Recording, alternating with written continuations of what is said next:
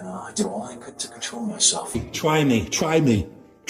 Yeah. I'll knock you down like I knocked trees down all my life. Get out of my way. I'm telling you, I'll put you through the Get wall. out of my... I don't give a damn. You and your constitution, you can stick it. I did all I could to control myself. Let me see. It is what it is. I'll fill in the blanks. I could get arrested. Yes. It's up to the court.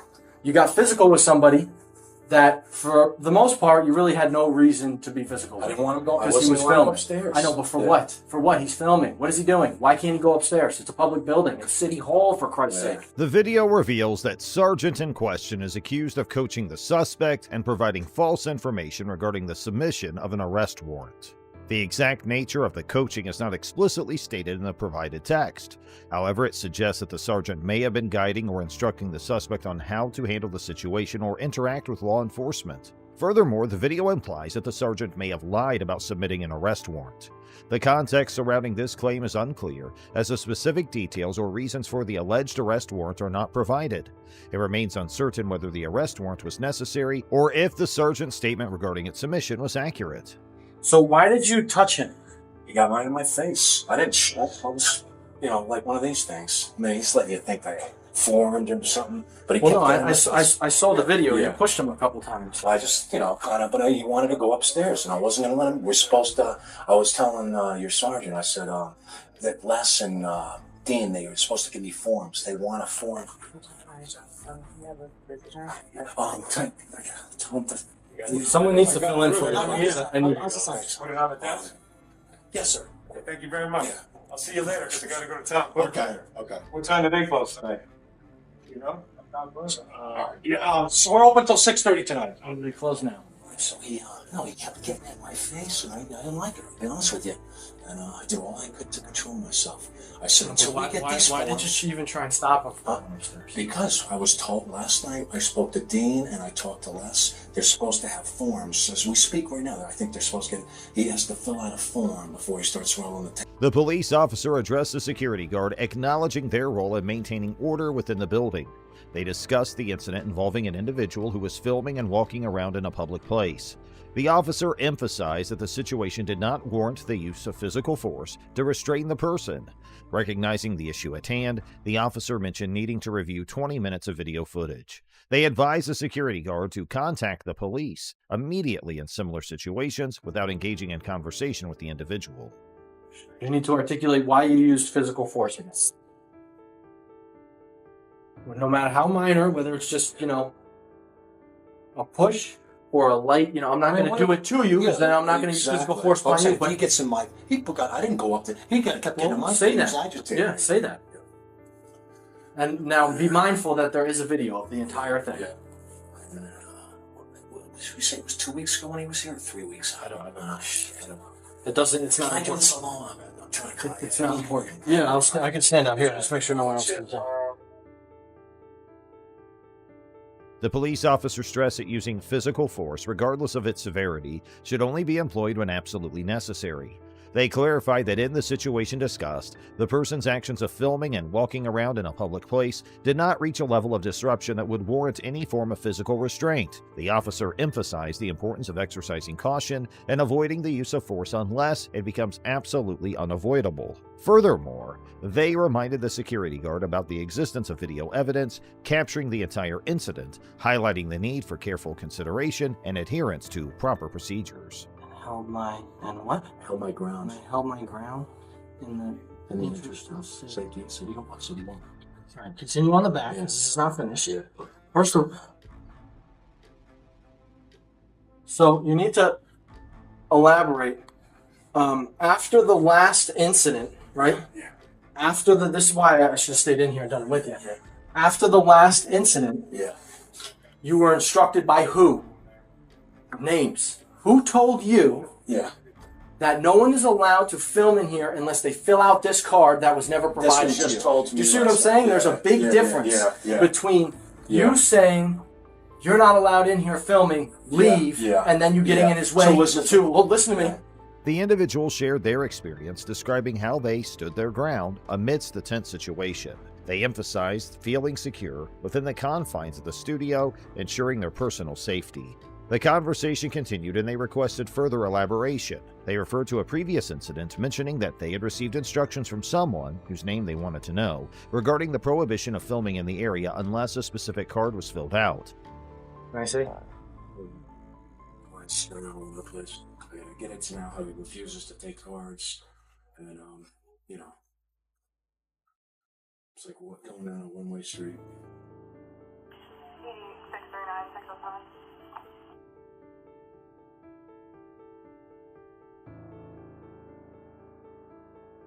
Also, Mr. Reyes walked right around me and did not fill out the proper entry, proper forms when he came in. The cops then tell the security guard to fill out the form properly. So hopefully there's my sign. Okay, I know. All visitors must sign it. It's everywhere. So we're gonna have stickers soon. Anybody recording must fill out a form. I know. Well, I'm glad they did that so quickly since the last incident. Hopefully these guys go to bat for you too, in that they told you that you're supposed to stop anybody. Hey, Sarah, I'm sorry right now. And not for nothing. Yeah. Sergeant Acabel also clearly stated that Phil's actions constituted an assault or, at the very least, disorderly conduct. So why did Sergeant Jacobellis never write a warrant for Phil's arrest?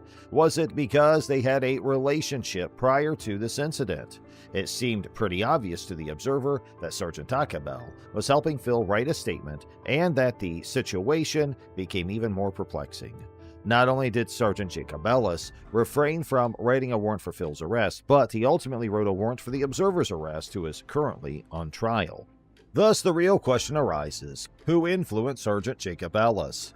Was it the president of the police union, Michael Farrell, who coincidentally arrested the observer later that same day? Or perhaps it was someone at the state attorney's office, or even someone with significant influence in City Hall. It leaves one pondering if Sergeant Jacobellis is merely a two-faced tyrant. Unfortunately, the answers to these questions may remain forever elusive. However, what is known is that an innocent man who peacefully exercised his rights was threatened, assaulted, denied justice, and ultimately arrested. Here's our next investigation. You can't record inside the building. I have a law right here. You want to take a look First, at? you're going to have to step out for me. Please don't touch me. All right, so step out. Don't touch me. All right, so step out the Don't touch facility. me. All right, so step out the facility. Hey, Everyone needs get to off step of out. All me. right, Get no off problem. of me. All right, Get now off we of can me. talk. Get in my property. In a concerning incident, an NYPD officer has been captured on camera attempting to delete a journalist's footage. The journalist had requested to speak with a supervisor but was disregarded. The officer accused the journalist of trespassing and initiated an arrest. However, the journalist argued that he had the right to record under New York State and city law. Despite the officer confiscating the journalist's phone, the journalist criticized the NYPD for violating constitutional rights and pledged to take legal action against the unlawful policies. The incident highlights the ongoing debate surrounding the freedom of the press and the accountability of law enforcement. You can't record inside the building. I'm going to ask you to step out. Can I I'm going to ask you to speak to step out. supervisor? First, you're going to have to step out. I have a law right here. You All want right, to take a look first, you're at? going to have to step out for me. Please don't touch me. All right, so step out. Don't touch me. All right, so Don't step touch out me. the Don't facility. touch me. All right, so step out the facility. Don't touch me. Sir, right now you're trespassing. Don't touch me. Don't Right now touch you're me. trespassing. Hey, Everyone needs get to off step of me. out. All right, Get no off of problem. me.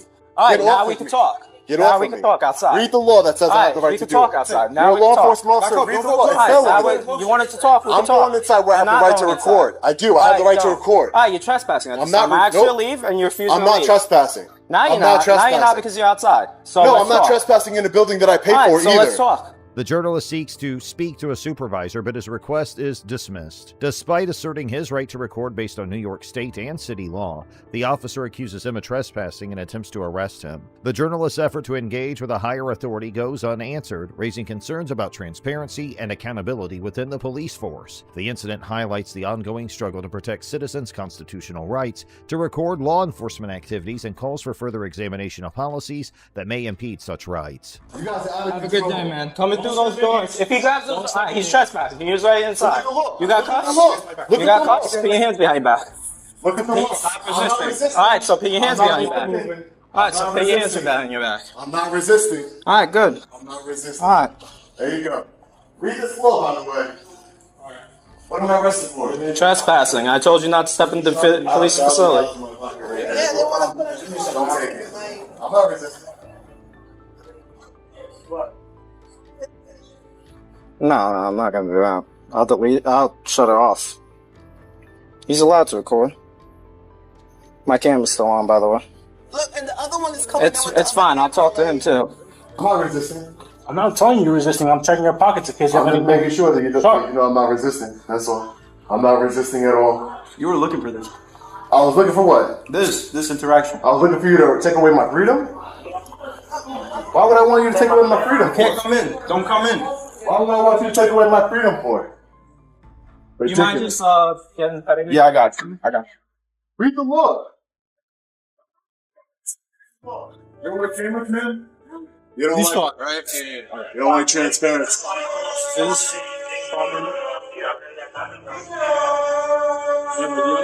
I have $1,900,000 on it, so please don't take my money. Anything else? You want to read that law? There's a law. Look at it. I'm being serious with you. But what I'm saying is, you arrested me on what? Okay. I'm arrested. I'm placed under arrest for what? For what? For what crime? No. For what crime? For trespassing. How does trespassing, officer? How does it supersede? The officer accused the journalist of trespassing and tried to arrest him. However, the journalist vehemently argued that he had the right to record the encounter, citing New York state and city law. The officer went against the journalist's claims and even confiscated his phone in an attempt to delete the footage. This confrontation highlights the ongoing debate regarding the rights of individuals to record police interactions. It raises concerns about the infringement of constitutional rights and the need for transparency and accountability within law enforcement. I got you. This is ridiculous. You know? This is 100% ridiculous. 75 days. I have a right to be in this building, just like anyone else has a right to be in this building. There's also rules, you know. What you the law? Listen to me, Sergeant, listen can I to get me. your Wait, let me talk. Listen. I can't hear it. Would you go to a library and cause a ruckus? I'm not causing ruckus. Wait. Peacefully That's recording. That's not We're causing a telling you ruckus. to remove yourself from here. For what reason? For what lawful reason? Answer that question. Would you do that? What lawful reason? Would you go to a library and do that? Sir, I came here with, you guys are law enforcement officers. I came here with a law. All right. I came here with a law. All right. To show you, and you don't want to see the law. None of you. Right, but 1, 2, 3, 4, 5, 6 different law enforcement. I have a right to record by New York State and New York City law. New York State and New York City law gives me the right to record. But when they tell you and give you a law, no, it doesn't. Read the law. It's laminated right there for you. All right, fine. The journalists involved in the incident received body camera footage as part of their criminal case. While reviewing the footage, they discovered an unidentified female officer saying, "Delete that blank." Much information to not only what's name, actually name, address to the police officer. You have everything you need on my license right there. I'm asking you, what's your name? It's on my license. Well, no ball. Great. That's my name. All right there on the driver's license. There's absolutely no reason for any of this. Zero. Zero reason for this. What's your phone number? You don't need my phone number. It's a spot on your paper. You don't need it. You need my name, date of birth, address. Alright, so you're refusing to give a phone number. You have my. I don't have your phone number. That's what I'm asking you. You're refusing. You don't need it. Is it a crime for you not to give me my number? That's not what I'm asking you. I'm asking you, are you refusing to give me your phone number? Yes, I'm refusing to give you my phone number. You don't need it. Alright, that's not what I asked. The journalist expresses that this statement doesn't come as a shock, as it reflects the mentality of some officers who oppose public recording in police precincts. They assert that the NYPD has been violating constitutional rights and state and city laws for years. Read New York City law. You know that, right? You know how much you have? It's $1,000 in I'm just gonna count cash. in front of you again, all right? 1, 2, 3, 4, 5, 6, 7, 8, 9, 1,000. $1,000 in cash. Correct. All right, you back. Alright, so Look at the law, Sergeant. Sergeant, look at the law. Sir, are you hurt or injured? How are you? Look at your law, sir. I don't know. I don't know if I'm Do injured. you need medical attention? No, I don't need. He said no. He said no already. Sergeant, look at the law. I'm trying to tell you that there is a law. Right, I don't need to What look at am I the being? law I'm arrested for. I'm being arrested for trespassing. 11:20. I want you to look at the law because it's very important. You are a law enforcement officer, Sergeant. You should really look at the law. Determined to bring about change, the journalist pledges to use their power to abolish the unconstitutional and unlawful policy. They express gratitude for the support received and anticipate forthcoming federal and state lawsuits. From protecting civilians from criminals to becoming the criminal, some cops have been caught cheating their own jobs. The public's confidence in law enforcement is damaged by these dirty cops, which makes it more difficult for good police officers to carry out their duties efficiently. So, what are the worst crimes cops have committed? Get ready to be shocked after finding out what these dirty cops have done. First, let's discuss the story of Rafael Antonio Perez. Rafael was given a job of protecting the public by lawfully dismantling gangs.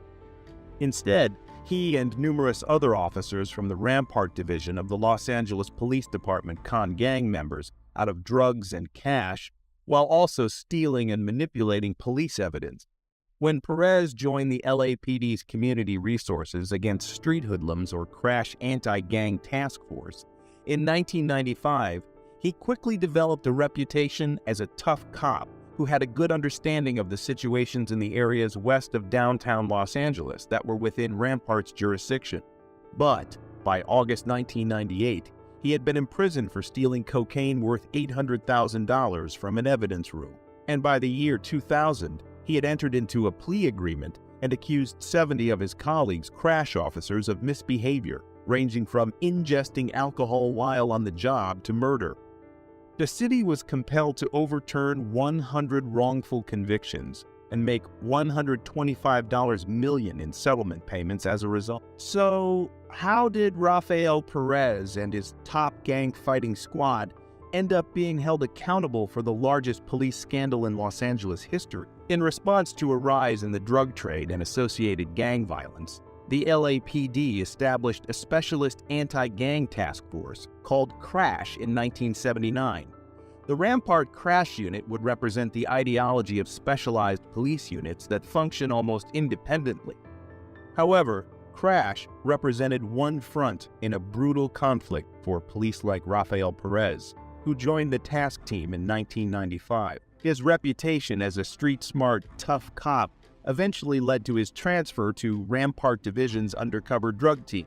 Perez was given the duty of taking down the gangs, and both his demeanor and his ability to speak Spanish well complemented this role. Like many other young police officers, Perez experienced an adrenaline high when purchasing drugs from street vendors and reveled in his position of control. Perez thought he had discovered his niche and disregarded advice from a colleague that he loved working with drugs too much. He got involved in a lot of corrupt acts in the late 1990s, such as stealing cocaine from evidence lockers and profitably selling it. Additionally, he drugged suspects and lied in court to get them convicted. After Perez was caught stealing cocaine from the LAPD's evidence room in 1998, his activities were discovered. After being detained and accused of stealing drugs, he started working with the authorities right away in exchange for a lighter sentence. Due to Perez's assistance, a much wider LAPD police corruption scandal was uncovered. He disclosed that other crash unit officers had also engaged in criminal activity, such as fabricating evidence, robbing suspects of cash and drugs, and planting evidence. Intense pressure was placed on the LAPD as more police personnel were linked to the scam as the inquiry went on.